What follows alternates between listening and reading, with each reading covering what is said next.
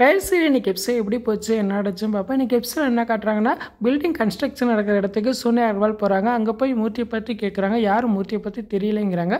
அந்நேரம் யோசனை பண்ணிக்கிட்டு இருக்கும்போது மூர்த்தியோட சட்டையை பார்க்குறாங்க. இது கடைசி நம்ம பார்க்கும்போது மூர்த்தி போட்ட சட்டையாச்சு. அப்போ மூர்த்தி இங்கே தான் எங்கேயா மாட்டியிருக்கணும் அப்படின்னு சொல்லி எல்லா பக்கம் தேடி பார்க்குறாங்க.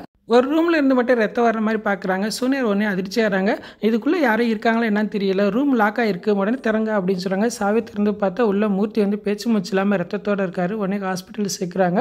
உடனே இந்த விஷயத்த கையல்கிட்ட சொல்லணும்னு சொல்லி ஃபோன் போட்டு பார்க்குறாங்க. கையலோட செல்ஃபோன் சுவிட்ச் ஆஃப்லேயே இருக்குது. இந்நேரம் பார்த்து சுவிட்ச் ஆஃபில் இருக்குது அப்படின்னு சொல்லி வருஷம் பண்ணியிருக்காங்க. இப்போ டாக்டர் வராரு.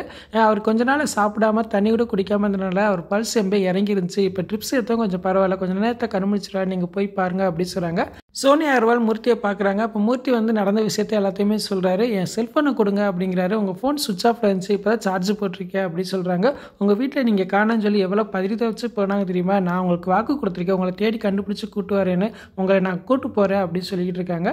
கையில் பார்த்தா எம்பே சோகத்தோட மூர்த்தி கிடைக்கல விரத்தியில் அணுவை போய் பார்க்க போகிறாங்க. அணுக்கு வந்து எம்பே முடியாமல் போகுது. அப்போ டாக்டர் சொல்கிறாங்க, அவங்க அப்பா அந்த இடத்துக்கு அணுவை காப்பாற்ற முடியும், இல்லைன்னா எங்களால் எதுவும் செய்ய முடியாது அப்படின்னு சொல்கிறாங்க. குடும்பமே பதறி போயிருக்காங்க.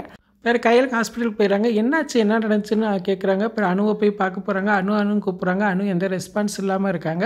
அந்நேரம் பார்த்து எலியலுக்கு கால் வருது. மூர்த்தி தான் கால் பண்ணுறா. அதை பார்த்து குடும்பமே சந்தோஷப்படுறாங்க. எங்கே இருக்க மூர்த்தி, உன்னை தேடி தான் நாங்கள் வந்தோம் அப்படின்னு சொல்கிறாங்க. நான் பெங்களூர் தான் இருக்கேன் அப்படின்னு சொல்கிறாரு. இப்போ நான் வந்துக்கிட்டு இருக்கேன் அப்படின்னு சொல்கிறாரு. அதை கேட்டு எம்மே சந்தோஷப்படுறாங்க. அப்படியே எபிசோட் முடிச்சிட்டாங்க. நாளைக்கு எபிசோட் எப்படி இருக்குன்னு பார்த்து பேசுவோம். இந்த வீடியோ பிடிச்ச மணிக்கு லைக் கொடுங்க, மறக்காமல் சப்ஸ்கிரைப் பண்ணுங்கள். தேங்க்யூ.